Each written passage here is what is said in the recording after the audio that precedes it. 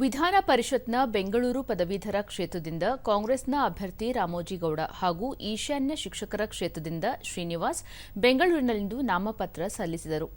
ಈ ವೇಳೆ ಮುಖ್ಯಮಂತ್ರಿ ಸಿದ್ದರಾಮಯ್ಯ, ಉಪಮುಖ್ಯಮಂತ್ರಿ ಡಿಕೆ ಶಿವಕುಮಾರ್, ಸಚಿವರಾದ ರಾಮಲಿಂಗಾರೆಡ್ಡಿ, ಕೆಎಚ್ ಮುನಿಯಪ್ಪ, ಮಧು ಬಂಗಾರಪ್ಪ, ಸಂಸದ ಡಿಕೆ ಸುರೇಶ್, ವಿಧಾನ ಪರಿಷತ್ ಸದಸ್ಯರಾದ ಪುಟ್ಟಣ್ಣ, ನಜೀರ್ ಅಹಮದ್ ಸೇರಿದಂತೆ ಪಕ್ಷದ ಹಿರಿಯ ನಾಯಕರು ಉಪಸ್ಥಿತರಿದ್ದರು.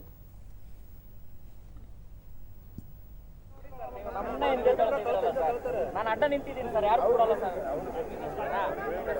ನೋಡಿ ಸರ್, ನೀವು ಆರಾಮ ಕಂಫರ್ಟಬಲ್ ನಿಂತ್ಕೋಬಹುದು, ನಾವು ಕಂಫರ್ಟಬಲ್. 6 ಜನ ಒಳ್ಳೆ. ಡಿಕೆ ಶಿವಕುಮಾರ್ ಪಕ್ಷದಿಂದ ಶಿಕ್ಷಕರು ಮತ್ತು ಪದವೀಧರ ಕ್ಷೇತ್ರಕ್ಕೆ ಸೂಕ್ತ ಅಭ್ಯರ್ಥಿಯನ್ನು ಆಯ್ಕೆ ಮಾಡಿದ್ದು 6 ಕ್ಷೇತ್ರದಲ್ಲಿ ಗೆಲುವು ಸಾಧಿಸುವ ವಿಶ್ವಾಸವಿದೆ ಎಂದರು. ಟೀಚರ್ಸ್ಗಳಿಗೆ ನಾವು ಅವರ ಸಮಸ್ಯೆಗಳು ಕೂಡ ಅರ್ತಿದೆ. ಹಿಂದೆ ಏನು ಸರ್ಕಾರ ಸಹಾಯ ಮಾಡೋಕ್ಕಾಗಿಲ್ಲ, ಬಿಜೆಪಿ ನಮ್ಮ ಹತ್ರ ಪರಿಹಾರ ಇದೆ. ನಮ್ಗೆ ಅವ್ರ ಮೇಲೆ ವಿಶ್ವಾಸ ಇದೆ. ಈ ಯುವಕರು ಗ್ರಾಜ್ಯುಯೇಟ್ಸು, ಅನ್ಎಂಪ್ಲಾಯ್ಡು ಅವ್ರಿಗೆಲ್ಲ ನಾವು ಸಹಕಾರ ಕೊಟ್ಟಿದ್ದೀವಿ. ಬಿಜೆಪಿ ಕೊಟ್ರಾ? ಏನು ಕೊಟ್ಟಿಲ್ಲ. ಶಿಕ್ಷಕರು ಏನು ಕೊಟ್ರಾ? ಏನು ಕೊಟ್ಟಿಲ್ಲ. ಸೊ ಅದಕ್ಕೆ ಇಡೀ ರಾಜ್ಯದಲ್ಲಿ ಹೆಂಗೆ ನಮ್ಮ ಪ್ರಕಾಶ್ ಹುಕ್ಕೇರಿ ಮತ್ತು ಮಧು ಮಾದೇಗೌಡರು ಗೆದ್ದರು, ಹಂಗೆ 6 ಜನ ನಾವು ಯಾವ ಗೆದ್ದಿರಲಿಲ್ಲ ಸೀಟ್ಗಳು, ಹಂಗೆ ಇವತ್ತು ಎಲ್ಲ ಕಡೆಗೂ ಕೂಡ ನಮ್ಮ ಅಭ್ಯರ್ಥಿಗಳು ಗೆಲ್ತಾರೆ.